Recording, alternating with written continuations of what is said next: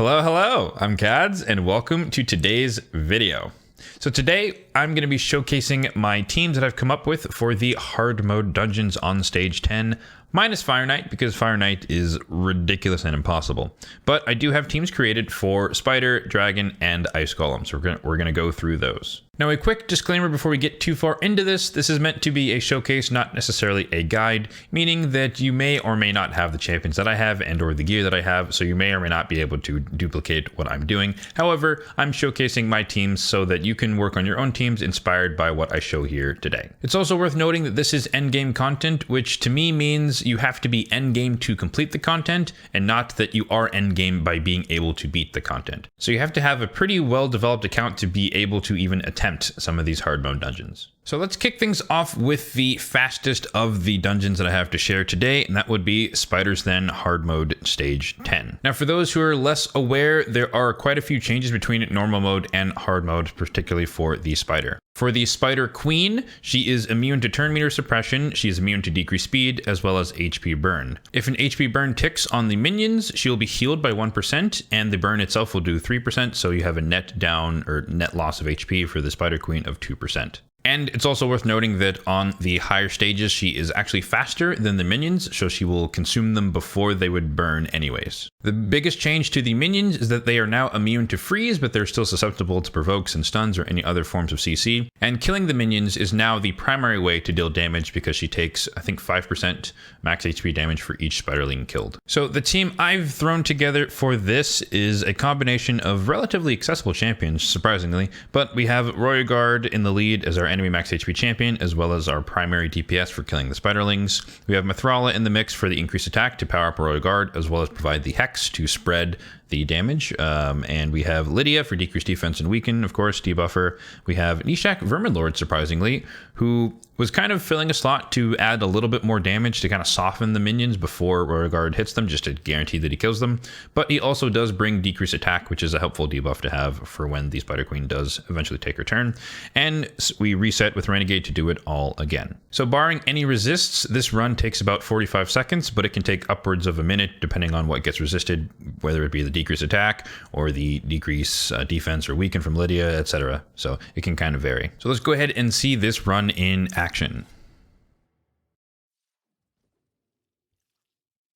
So we have Lydia going first, and that is quite important so that she can apply increased speed to all of the champions as well as the strengthen. We have the shield set on our Renegade, which helps tank a little bit of the damage when the Spiderling takes a turn. There's Nishak doing his little soften hits, but also placing the bombs and decrease attack on the boss, which will be converted into poisons once she takes her turn. We have Renegade going just before the boss, so the reset happens, and she also makes sure to spawn 2 of the Spiderlings so that the Spider Queen actually consumes these spiders. We have Mithrala there who can cleanse the sleep. We have a dead turn here where nothing happens. We're essentially waiting for the cooldowns to refresh. Then we have Lydia setting it up again, Mithrala placing the Hex, and Royagard to finish it out with one more smack. Oh, he failed to kill 2 of them. Okay, that's fine. All that's going to happen here is that the Spider Queen is going to die to the poisons that are on her. So it's still going to be a successful run. It's just going to take closer to that minute mark that I was talking about. So I guess looks like they both resisted the Hex. So once again, if there's a couple of resists here and there, it can slow down the run. But worst case, it takes about a minute. It's still successful, but the best case is 45 seconds. For some dungeons, the AI overrides aren't that crucial, but in this case, it is actually very specific. So I do want to walk you guys through it. The slowest champion on the team is Renegade at 229 on the speed. And she, of course, opens with the Sacrificial Ritual, which reduces the cooldown of all ally skills by 2 turns. And the main reason that we have the dead turn in the middle of the run is because this is only 2 turns, and Royagard's ability here is on a 4-turn cooldown. Therefore, he is, air quotes, forced to take a turn in between before takedown returns fully. Now, the caveat here is that for Lydia and Mithrala, both of their primary abilities here are actually on a 3-turn cooldown, so they are ready to go immediately after Renegade resets. But since we're waiting for Royagard, we do want to force them to use their other abilities in the meantime. So when we put this all together, we have Lydia opening with Siren's Wail, decreased defense and weaken, as well as the increased speed, which is very important to make sure that everyone goes before the Spider. She is 245 speed, so having increased speed on all the champions as soon as possible allows them to all take their turn before the Spider Queen even though some of them are below 245. Next, Mithrala will do her Hex ability, Nishak will do his 2 abilities here, Beauregard will use Takedown, Renegade resets. After that is where this AI comes into play. So I make sure that the primary ability is the opener, but I want to prior 1 on the other ability so that they use it on that dead turn and save their abilities for when all of the spiderlings have respawned. The benefit of the nullification here on Lydia is that Nishak will be applying poisons, so poison sensitivity is a helpful debuff to have so that the Spider Queen takes just a little bit more damage. As mentioned in the run, Mithrala we're forcing her to use her cleanse, so she will clear the cleanse or clear the sleep off of Renegade, even though that's not really crucial to the success of the run. It is nonetheless helpful to make sure that whoever gets slept will be awoken. And Royal Guard, of course, we're just sending him to do hamstring, even though you can't place Decrease Speed on the Spider Queen. It's just, again, taking a dead turn to make sure that he doesn't waste takedown too early. My Royal Guard is in a reflex set, so there is a 40% chance that he will get it back as soon as, or after Renegade resets, so I don't want him to do it, so I want him to use a different ability in the meantime. The other unique region here is that I actually turn off Nishak's A3 here, because in the case that his decreased attack gets resisted the first go around, I don't really need the extra bombs on the second half of the fight, and I want to ensure that he will place decreased attack once again, just so that people don't die to a random crit, and so I force him to use the A2 instead of the A3. Next up, we have Hard Mode Dragon Stage 10. Now for this dungeon, there aren't as many huge changes between normal mode and hard mode, but there are still some that are worthy of noting. On the ability where the dragon places poisons and weaken on your team, he will give himself increased attack before doing so, so he does hit a lot harder. He still has the same ability where he will inhale and take a breath and deplete turn meter and set up for his AoE attack where he can stun your entire team, but also that attack now will pop all poisons or detonate all poisons on your team if there are any. So he's a poison explosion and he does hit harder because he has the increased attack. And as you'd guess, he is significantly faster than normal, which is not necessarily a bad thing, just because now there's more time for him to tick poisons on himself. So the team I've put together for this is basically my old dragon team, except that I took out Ninja and I added in Pythion for safety. So we have Urgrim in the lead for the speed aura, and he's our healer slash poisoner, one of the poisoners. We have Tomb Lord in, who's our primary debuffer as well as primary poisoner. We have Pythion, who's our healer in this case, and reviver if anyone goes down. We have Stultus Dragonbane, who's our primary CC champion, but also his amazing passive to reflect the poisons back on the dragon is very useful, as you will see. And we have Dark Kale in here to extend the poisons during the waves, as well as pop the poisons on the dragon himself. So this run takes about 2 minutes, 2 to 2.5 minutes to run, and I will showcase that for you guys right here.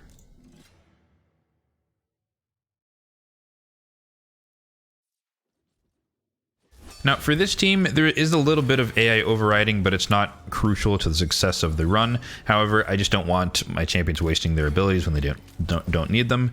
So for example, I have Stultus only use his stun on wave 1 as the opener and not again. Same thing with Tomb Lord's decreased defense and decreased attack. I want him to have it available for wave 2.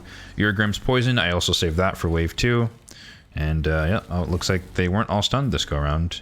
I do have Dark Kale and Relentless, so he can pop as many poisons as possible. And again, I'm not worried about anyone dying because we do have Pythion, who has the cleanse and the heal and the revive, as well as Urgrim has the single target cleanse. So it looks like we lost one and popped right back up. There you go. So this is one of the slower runs where Stultus didn't happen to stun majority of the wave, but nonetheless, we'll get through it. And we should be on to wave 2 in about a minute.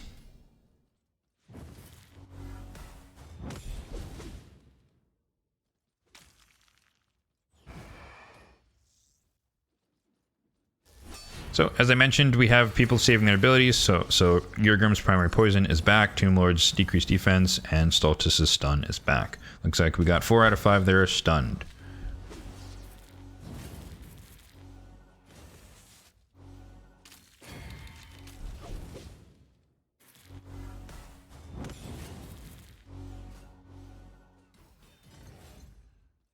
Now this can definitely get a little bit hairy and take a little bit longer, particularly if Cardinal gets too many turns, because she will start reviving people, the entire team. However, since she is an enemy wave and she's not actually ascended, she does not get the perk of boosting their turn meter to max, and so you don't necessarily have to worry about them instantly being revived and coming and, you know, the Venus is coming in, decreasing defense, and the what are they called? Choggers coming in and poisoning your entire team and sleeping them.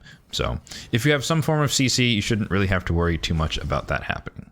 So there you go. There's that example where she got the revive off. However, their turn meters were not boosted to full, and we don't have to worry about that. So this is unfortunately one of the more bad RNG runs where we just did not land as many stuns. But now that they're all poisoned, that's basically it. So here we go. Now we're ready for the dragon. So we have Tomb Lord open with the A3 to debuff. Urgrim opens with the poisons. And it's worth noting that the dragon kind of goes in a slightly different order this time.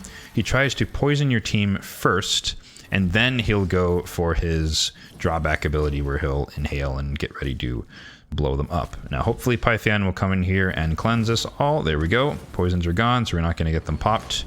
And you can see there, big smack from the dragon. He does hit substantially harder, but we're tanky enough to survive. And again, Pythion won't go down in one hit, so he would be able to pick everybody up. So Dark Kale there, popping the poisons. We're still living.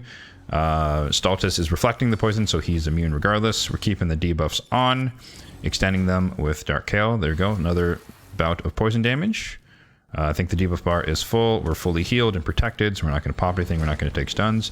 Doesn't matter if people die right there, because again, Python can pick them up, and even then the dragon will die to the rest of the poisons. So there you go. That took a bit longer, about 3 minutes. That was bad RNG on the waves. Stultus didn't stun as much as he could have. Lastly, we have Ice Golem's Peak Hard Mode Stage 10. For Ice Golem, Hard Mode isn't that different from normal mode. He still hits hard with the counterattacks, etc., but he is immune to poisons, and so HP burn is the way to go. He takes slightly more damage from HP burns, as well as HP burn ticks, depleting the health, max HP of the minions, so they're slightly easier to kill every time they get revived. On his AoE ability, the Ice Golem will now cleanse himself, so he will remove all debuffs, so it is even more important that you can place and maintain decrease attack on him at all times. So this is the team I have to share with you guys today, where we have our feature player here, Walking Tomb Drang, well known for the irresistible AoE HP burn, and as well as the HP burn activation on the A1. However, his A3 with the HP balance is also quite useful as a form of healing that does bypass heal reduction. We have two cleansers in Pythion and Mithrala, so one provides block debuffs, the other just provides buffs, which also synergizes with Pythion's passive to take less damage when we have a bunch of buffs on, as well as Pythion being the reviver in case anything goes wrong. Mithrala also provides the Hex, increased attack and increased defense, so a little more damage out of our DPS, who we'll get to in a second, but the Hex also offers the secondary CC of petrification when our allies are attacked. We have Stagnant in here as our primary debuffer with the decreased attack and decreased defense. And Old Druckstar making his return as our passive HP burner, as well as our primary CC with his provoke that is 100% chance to land when enemies are under HP burn, which is great because we have Walking Tomb Drang placing HP burns for us. So let's go ahead and get into this run. As you may have noticed, my best time is like 5 minutes, and this team in particular is closer to about 6 minutes. So this is a fairly slow and steady type run where primarily we're doing damage with the HP burn and a little bit from Druckstar with his AoEs.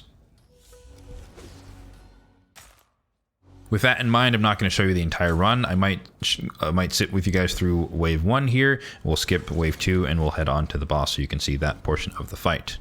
I do have Druckstar in a lifesteal set, so he can heal himself back up once he takes the damage from everyone who's provoked. And it is worth noting that the Sir Nicks here are HP based, which means you cannot decrease their damage with decreased defense or decreased attack, so they will hit redonkulously hard, and you can definitely lose some people. So that's why Pythion, one of the best fusions in the game, is definitely helpful on this team to keep your team alive, even if they do die. And again, here we're seeing the passive effect of Mithrala, where you can get the petrification once they try to hit your team. So there's a pretty good chance that if the provoke is on cooldown for whatever reason, we have the backup of petrification that will help keep them alive.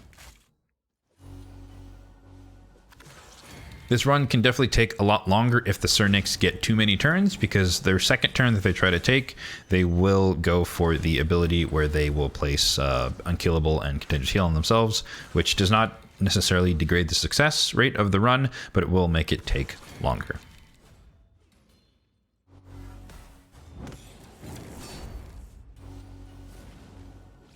So as mentioned here, we're going to skip to the end of this wave and jump to the boss so you guys can see that part of the fight in action.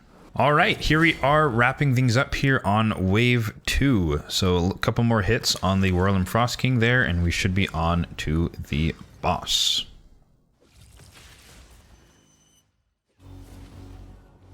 Looks like in this particular case, we spent about 90 seconds per wave, so we're at the boss in about 3 minutes. So again, fairly slow run, so keep that in mind if you do want to use a team like this. I should also mention that it is not necessarily a 100% chance or 100% win rate. I've not been able to get that. It is extremely difficult to balance some semblance of speed with a high win rate. So we did have Stag Knight lead with the A3 there, or A2, to make sure that we have decreased attack.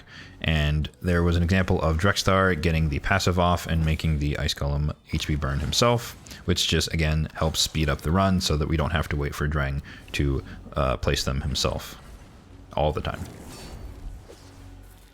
I do have my Stag Knight in a reflex set so that he can just place his debuff more often than not.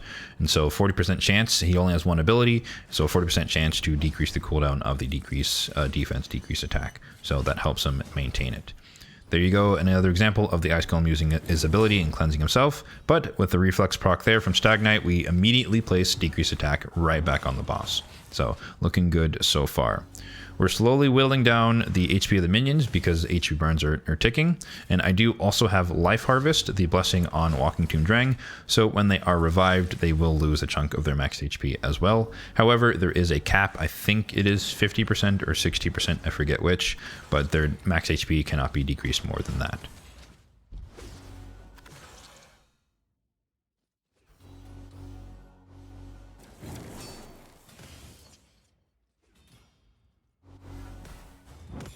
Now, the main reason this dungeon takes forever is because, like I said earlier, he is immune to poisons, so the only real way to do damage to him is with HP burns, which is relatively slower, as well as enemy max HP, which is very, very dangerous because he can retaliate and hit very hard, especially if you don't have decreased attack on. So I don't think there is a good way to do this boss quickly, but safely at the same time, at least not anymore. I guess it's also worth noting here that Stag Knight's passive to place the increased accuracy can help somewhat counteract or counterbalance the decreased accuracy that can be placed by the boss, so that can be somewhat useful there, as you saw with Drexthar placing the HP burn on the A1. Oh, I thought we were going to get away with no revives, but there's one revive on the minions, but it's basically fine. I think that was the last threshold, so we should be fine from this point on to just kind of power down on the boss, pop a couple of HP burns, and finish it out. So definitely over 6 minutes on the run, so quite slow.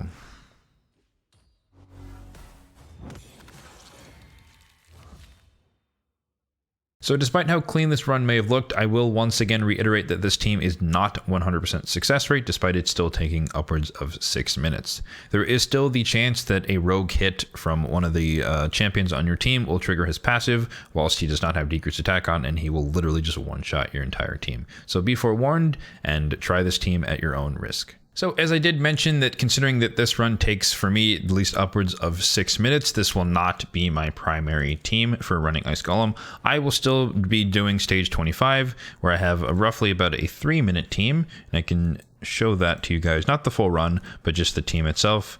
So we have Nishak as our poisoner, or as our bomber and poisoner. We have Dark Kale to help pop the poisons. We have Ninja to place and activate HP burns. We have Lydia in there primarily for her passive on the boss himself, so we can deny some of the minion revivals. And of course, Python once again, in case anything goes wrong on the boss. And I figured I'd also mention that once again, I do not have a solution for Fire Knight Hard Mode 10, much less any of the other hard mode stages. I've not really tried, but I will still be running stage 25 on my account, and my team for that comprises of Royal Guard, Tomb Lord, Allure, Herndig, and Ninja. So kind of a brute force team, a little bit of poison, HP burn on the waves, but some enemy maxed HP, and turn immunity control for the boss himself. So for some transparency here, I'm going to show you the builds on the champions featured in these teams today. Starting off, we have my Arena Mithrala, who's in Untouchable and Perception, and total stats here, we got 57k on the HP, just under 4k defense, 261 speed, 200 resistance, and 575 on the accuracy. My Python here is in a PvE build in a regen set, and his total stats are 76k on the HP, just under 3000 on the defense, 242 speed, and 547 on the resistance. My Walking Tomb Drang is in a Relentless set and a Speed set, and his stats are 65k on the HP, 3k on the defense, 252 speed, and 468 on the resist. Relatively high resist because I want him to not take debuffs, but he also needs no accuracy to place his HP burn. Next, we've got Old Drexy, who, as I mentioned, is in a Lifesteal set and Perception. His total stats are 38,000 HP, 4.1k defense, 217 on the speed, full crit rate, 218 on the crit damage, and 366 on the accuracy. Next, we have my Stag Knight, who I mentioned was in a Reflex set and Immortal, and his total stats are 58k on the HP, 2400 on the defense, 241 on the speed, and 361 on the accuracy. His base stats will be slightly higher when he's actually 60 after I finish putting masteries on him, as well as his ability here will be 100% chance to land once he gets the sniper mastery. My Stultus, which some of you have seen multiple times, is in an arena build. He's in Savage and Perception. Perception is more of a fallout of the stats, and it just happened to fit in the Perception set, not that I particularly needed the accuracy on him. His total stats are 40,000 on the HP, 5.2k on the defense, 190 on the speed, full crit rate, 248 on the crit damage, and 320 on the accuracy. My Tomb Lord here is in a smattering of gear, just a defense set and Perception. It's not too important exactly what he's in, but his total stats are 50,000 HP, 2.6k attack, 2,500 on the defense, 250 speed, full crit rate, 148 on the crit damage, and 353 on the accuracy. Next, we have my PvE Eurogrim, who's in a Frenzy set and 2 pieces of protection. So his total stats are 61k on the HP, 3,300 on the defense, 246 on the speed, and 285 resistance, 352 on the accuracy. Now, I won't say that the Frenzy set is mandatory for his role in Dragon, but he was in a Frenzy set prior for my old school, or for my previous Ice Golem team that I reworked because I changed his build slightly, and so I just kind of didn't see the need to change him out of the Frenzy set. I'm not saying it's exactly useful in Dragon now, but since the Dragon does take more turns and hits us more often, he does get a little bit of turn meter boost from taking hits, so it probably doesn't hurt to have it. For my Dark Kale, as I mentioned, he is in a Relentless set with Perception. His total stats are 44k on the HP, 2.6k on the defense, 241 on the speed, full crit rate for the A2 to actually extend debuffs, and 382 on the accuracy. Next, we have my Arena Bomber, Nishak Verminlord, who is built in a triple Perception set, 30k or 38k on the HP, 6k on the defense, 6k on the attack, 2k on the defense, 256 on the speed, and 600 on the accuracy. My Lydia is in a Demon Lord Clan Boss speed tune, so we have a smattering of gear here with the resistance, perception, and speed sets, and overall she has 56,000 HP, just under 3,500 defense, 269 speed, very precise for that reason, 481 on the resistance, and 359 on the accuracy. Next, my Royal Guard is in Reflex and Perception, and his total stats are 36k on the HP, 4.3k on the attack, 230 speed, full crit rate, 252 crit damage with flawless execution, and 359 on the accuracy. And lastly, we do have my underdeveloped Renegade here in a shield set, and her total stats, which are arguably low, 33k on the HP, 1400 on the defense, 229 on the speed, and accuracy resistance are just what they are. So that's going to do it for today's video and the showcase of my 3 Hardbone Dungeon teams. Let me know in the comment section down below what teams you guys are running, or if you're even attempting Hardbone Dungeons at all. If you found this video helpful, then be sure to hit that like button down below. And as always, if you did enjoy this video, then feel free to hit that subscribe button also down below for more videos like this one. Thanks for watching, and have a good one.